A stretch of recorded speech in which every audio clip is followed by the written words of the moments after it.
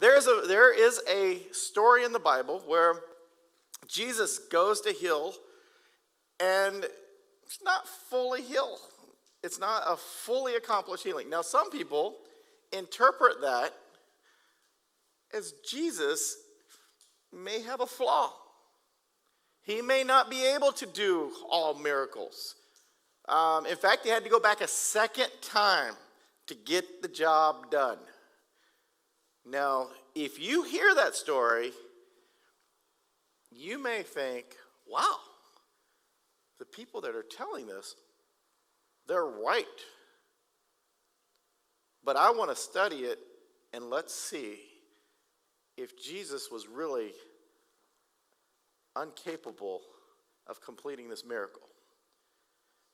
Or was it something else? In Mark 8, we're going to, at the very beginning of Mark 8, now you know I love Mark. Mark is my kind of guy. He writes stories like, here it is, now let's move on. Here it is, now let's move on. I mean, he's like ADD, man. I mean, it's like, boom, let's go. And I like that too. I like just the fact that you give me enough information, that's all I need to know, and then let's move on to the next story. So, and he kind of connects his stories. He says, and then next.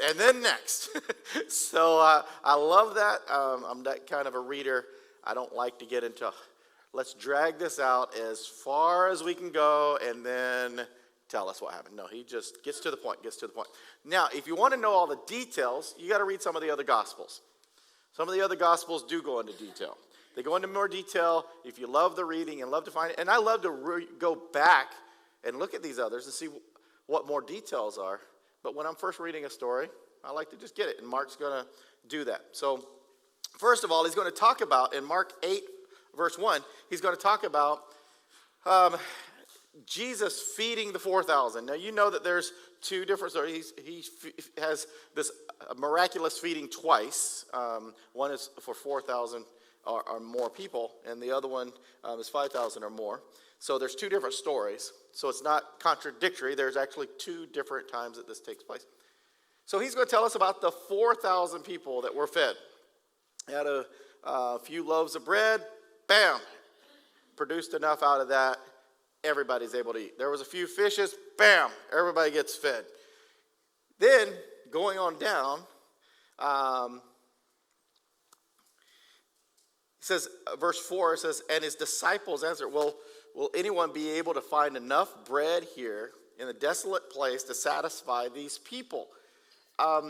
Before all this is done, you can see that the disciples are not sure of the capability of Jesus. So there's all these people following Jesus. Jesus says, hey, we need to feed these people. He has compassion on them. He cares about them. And then it's time to feed them. And the disciples are like, where are we going to get enough food for all these people? We're out in the middle of nowhere. So you can see from that, the disciples were not fully aware of the power and magnificence of Jesus Christ. Relate that to yourself real quick. Just real quick, are you one of them?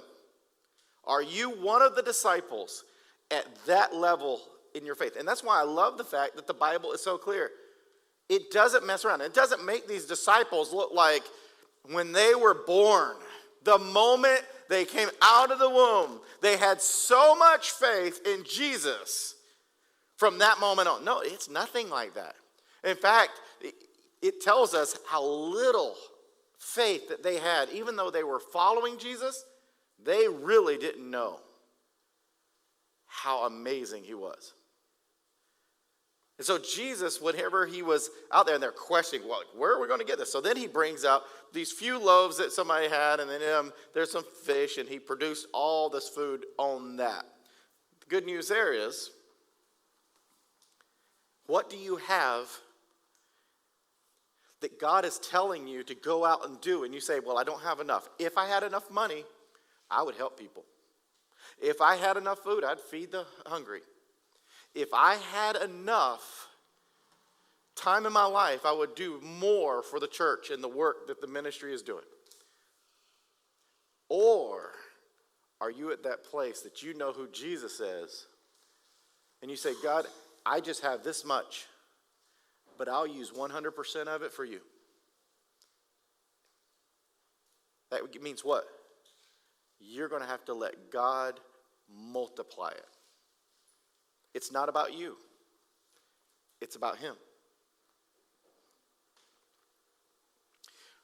Once Jesus fed all the people, there was an abundance left over. Talk about people taking food home, man. My wife always complains because I always make too much food. I always order too much food. I'm from the South. No one goes home hungry. If I go to somebody's house and I'm eating, it drives me crazy because I'm from the South. When there's 12 people at the table and there's 13 rolls, because everybody wants that last one. But who is the bravest and most boldest person? And I know in our household it's Nathan. Nathan don't care. In fact, we went over to Chazzy and Brianna's house, and she made those crescent rolls that, man, you take out the little popping can, you know, pow! And, man, I mean, it makes, and I'm not saying Brianna only made 13. She made a lot. I mean, because she knew we love these crescent rolls. So she made a lot of them. And we ran out quick. I mean, I don't even think they made it from the counter to the table. And we're looking around saying, I know, she made a lot. I mean, she's married to my brother who's from the South. I mean, in our household, you don't make a little bit of food. So you make enough that everybody can be full. And Nathan didn't want to eat anything. We had all this food on the table, and he did not want to eat. He's like, I'm not hungry. Why aren't you hungry? I ate the rolls. How many did you eat? I don't know. Did you eat 2? Yeah. Did you eat more than 2? Yeah. So we didn't really know the number until the next time we went over. And then Michaela ratted him out because she started to make more, Brianna started to make more rolls. And then Michaela says, don't put them near Nathan. He ate 13. No, but she didn't know the number, whatever the number was. She knew it exactly how many he ate. So yeah, it's nothing like a good cousin to rat you out. But Jesus, I'm telling you, he may be Jewish, but he's from the South. Because, man, he produced so much food, there was enough for people to take home. I mean, it was like, yeah! Nobody's going home hungry today. After that, the Pharisees came out. This is verse 11. The Pharisees came out and began to argue with him, seeking a sign. Now, I should tell you this. They moved on. They're not in the same area. They've moved on now. All right. The Pharisees came out and met with him and seeking from him a sign. They wanted to test him, so they asked for a sign, right? You always have that group of religious people who they want to test you. Now, I want to draw a line here. It's okay for you to have a relationship with Jesus where you are questioning him and you are asking him. There are so many times that I go to God and say, God, I don't know what you're doing, so if you want me to go this direction, I need you to show me. I'm not asking him for a sign for me to believe in him. Jesus, I'm not going to believe in you unless you make my hair grow long. Unless you make me 5 years younger. I mean, it's just, no, that's not the way this works. If tomorrow morning I wake up and I'm 4 inches taller, I'll believe in you, right? All these wishes that I want. Oh, no. If you are a believer in Jesus Christ and you are seeking his advice, you do want him, not so much a sign, but you want his direction. You want him to really make it clear to you. You want to obey him. You want to go that direction. They weren't doing this. The Pharisees are trying to trick him, and that's why I like that Mark put that in there. These were not the kind of questions that Christians are seeking the answer for. These are people trying to test him and trick him and prove that maybe he's not even God and that they're all wrong on this. So, sighing deeply in his spirit, Jesus said, why does this generation seek a sign?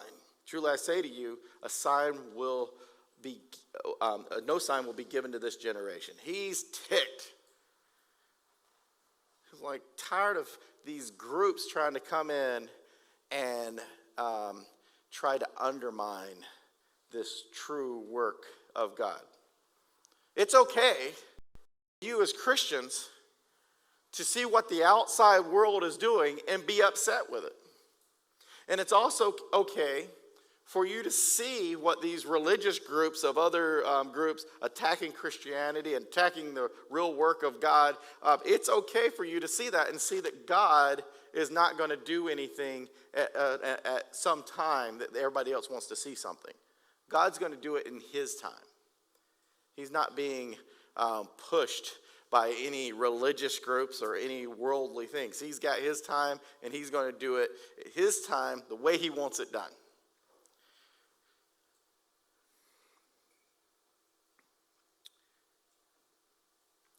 Jesus in verse 17, he's now talking to his disciples.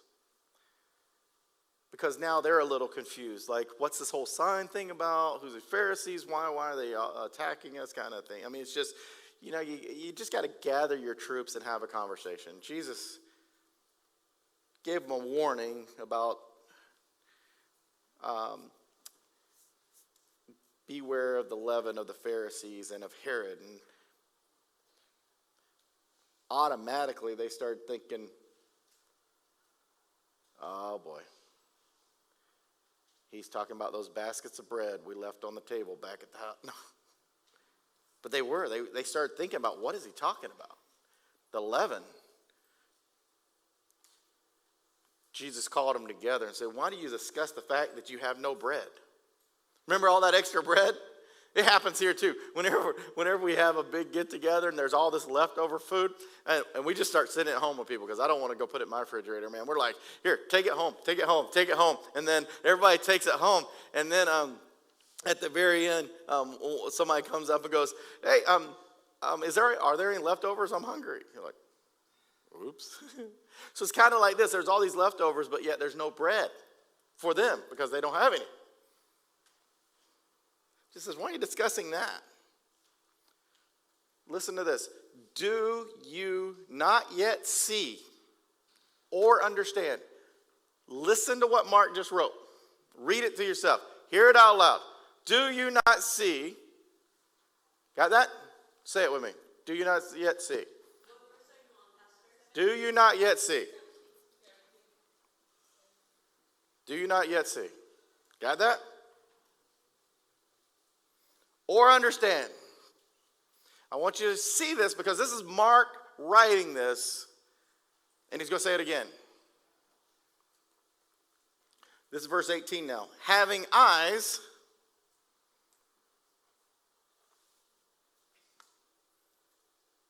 do you not see? It's 2 times. About the eyes. Having ears, do you not hear? And do you not remember?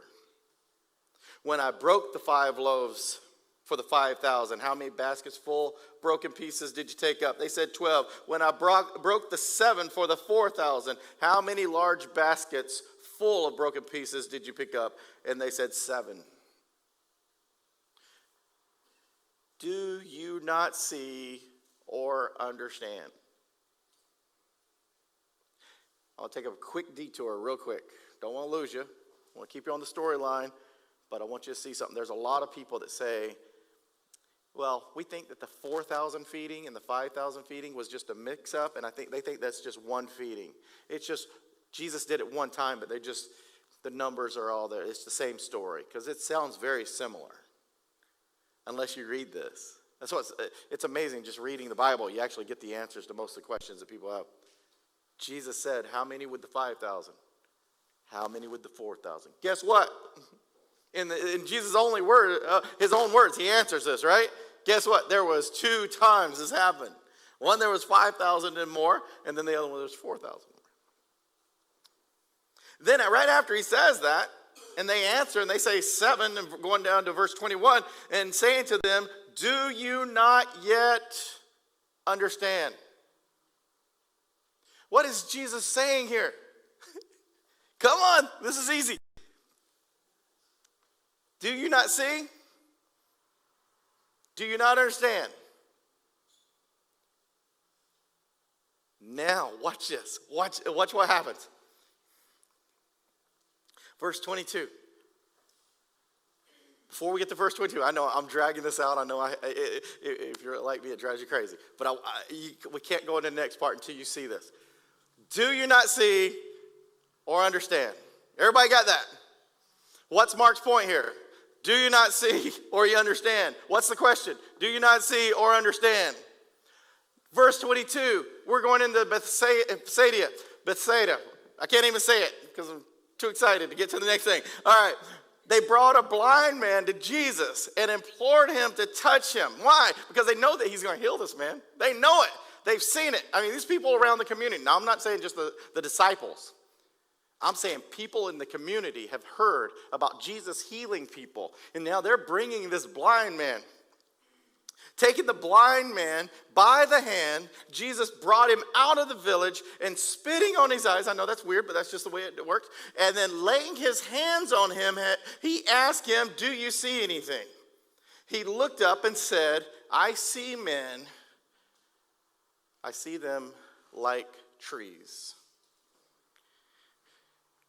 Once again, we're going to take a little detour. First of all, just by that statement, we know a lot. This man was not blind from birth.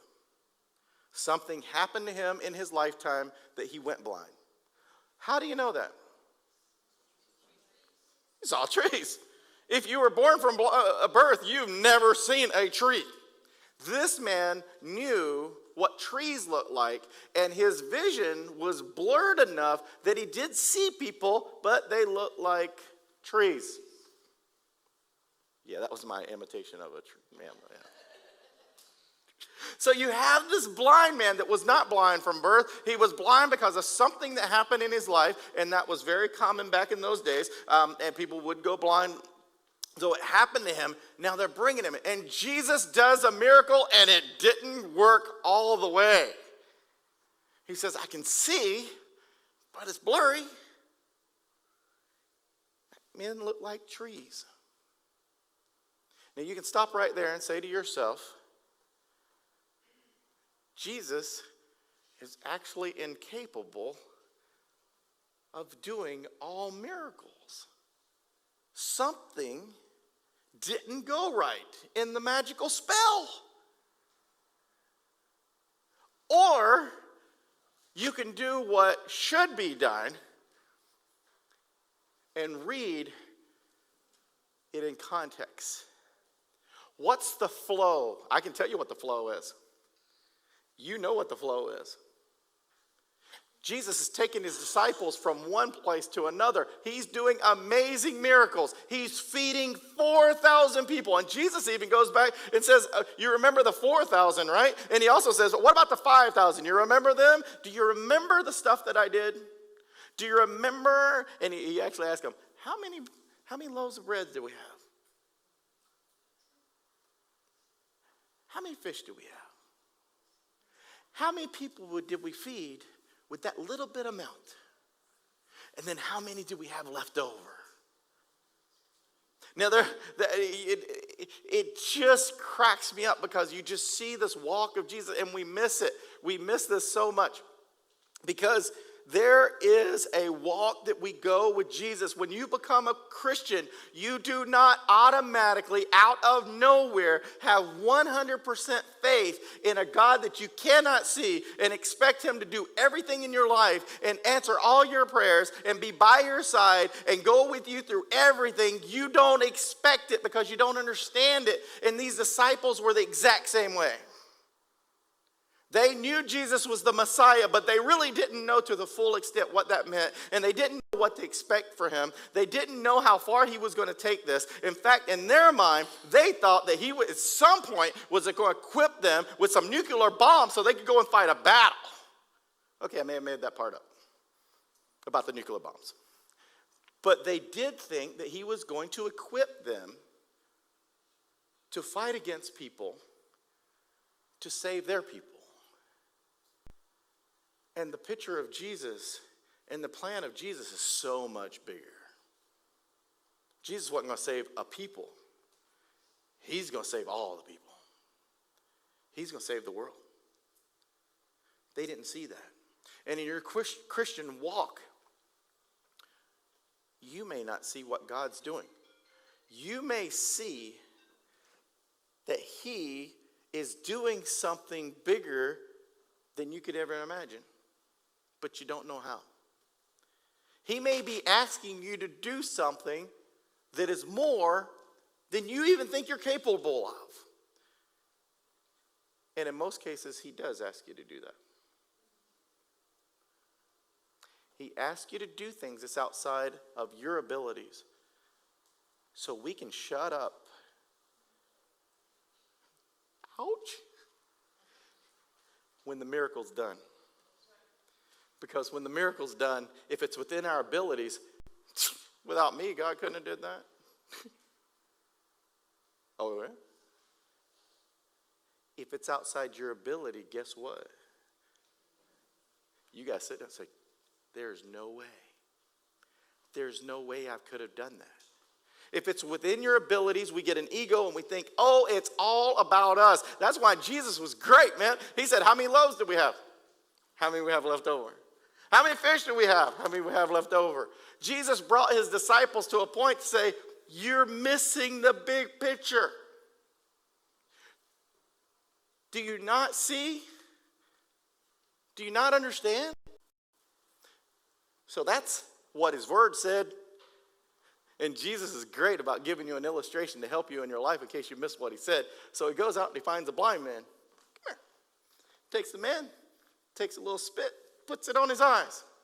Can you see? I see men like trees. Guess what, boys? That's where you're at. I can do a lot of miracles. I can do a lot of things.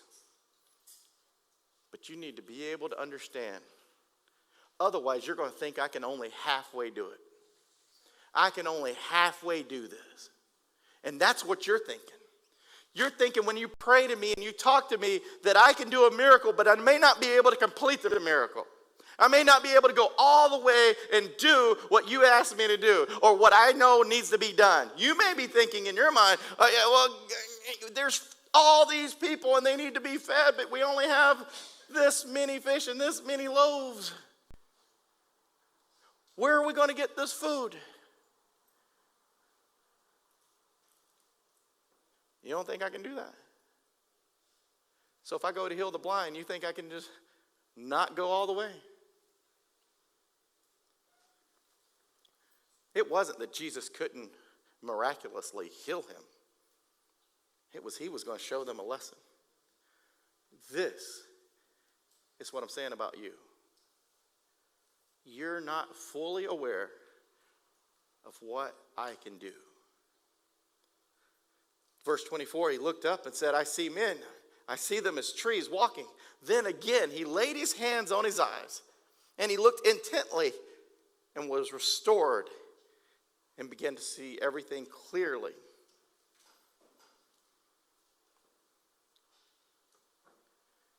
You may not get it the first time Jesus does a miracle in your life.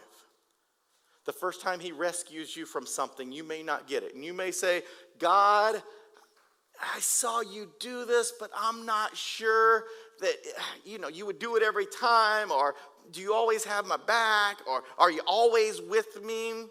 Well, that's what happens here. We're just unclear. But then that second time, this is not the fault of Jesus. This is not because he lacks power and he lacks the ability. This is our relationship.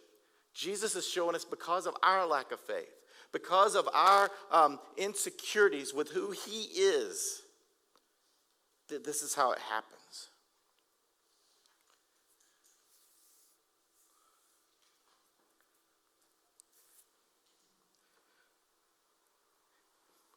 First thing is Jesus says, I fed the people. I did miracles in front of you. Second thing is he showed them an illustration. He took a man, partially healed him, show you an example of what this relationship is going on right now between him and his disciples, kind of fuzzy right now. And then he shows him, guess what? Boom. In an instant, healed the man completely. Now he's going to ask him a question. It's just like being in school. It's that way of God just teaching us. And I'm saying this for the disciples, but this is the way he's going to do you. You are going to go through some schooling. Jesus is going to teach you if you're willing to learn. If you are asking him the question, he's not casting you back. He's like, hey, you don't get it. You don't understand? Here, check this out. But then he's going to come back to you after he's taught you and he's given you an illustration, and he's going to do just like he did with Peter. Jesus went out, verse 27, along with his disciples to the villages of Caesarea and Philippi. Along the way, he questioned his disciples, saying, who do the people say that I am? They say, you're Elijah, John the Baptist, and all these other people. They have a lot of answers. The world has a lot of information about Jesus, but yet they don't really have a relationship, so they can only explain Jesus in their own ways. Who do the people say that I am? Well, they kind of connect you with Elijah, John the Baptist. They think you came back. Who do you say I am? That's really the deal. Who do you say that I am?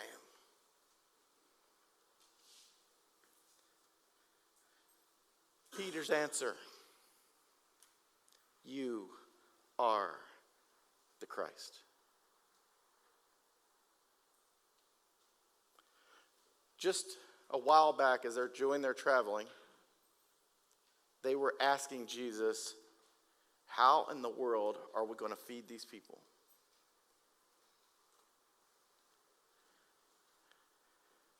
Jesus, sensing their lack of faith and understanding, says, do you not see? Even though you have eyes, you don't see what's going on? So he gives them an illustration of a blind man so that they can visually see what's taking place in their relationship with Jesus Christ.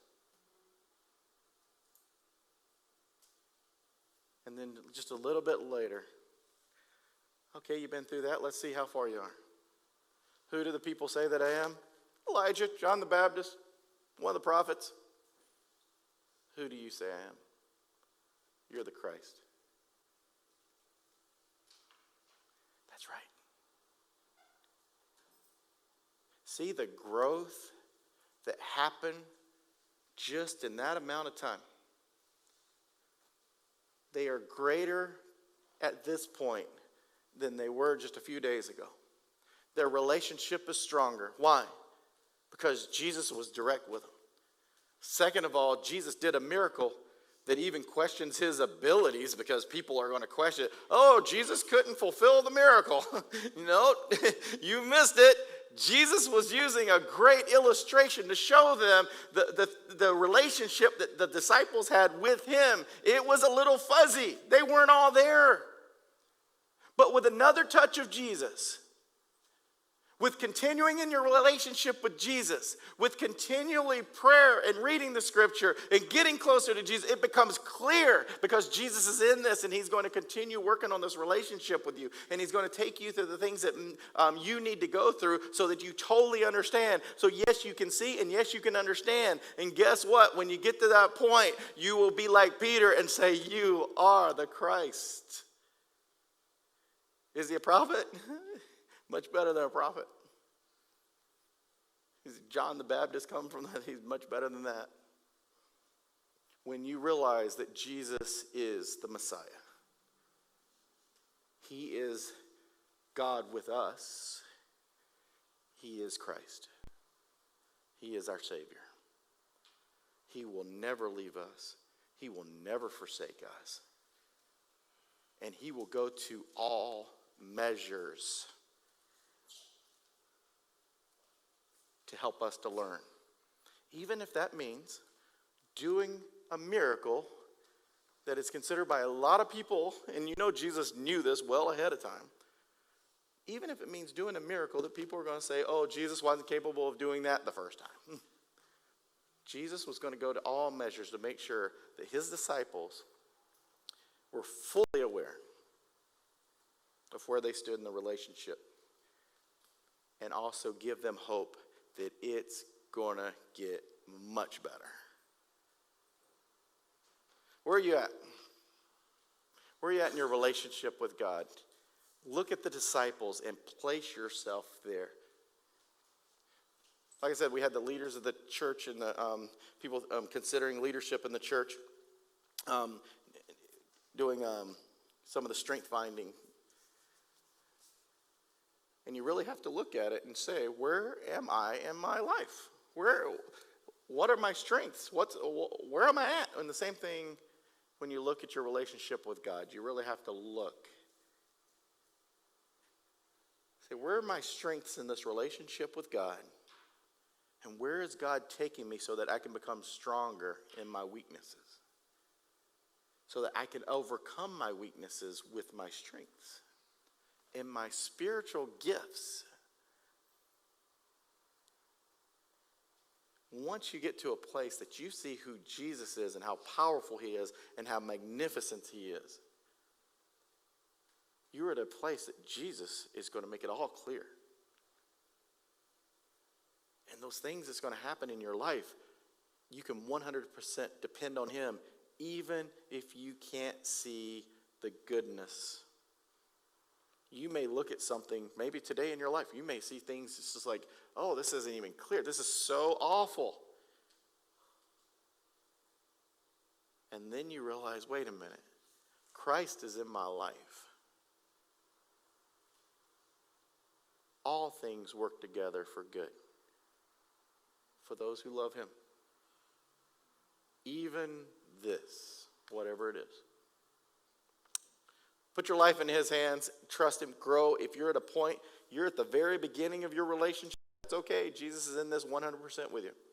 Maybe you're towards the middle section or further, and you're getting stronger and stronger and stronger, and you just want to keep growing. Be excited about this, but don't be discouraged. Don't let anything take you backwards. Just keep going, no matter what, because it does seem like sometimes you get so far into it that you can start getting discouraged because Satan attacks you more, right?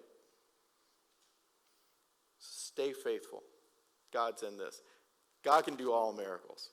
And he may even make some look a little weird just to get your attention. So stay focused.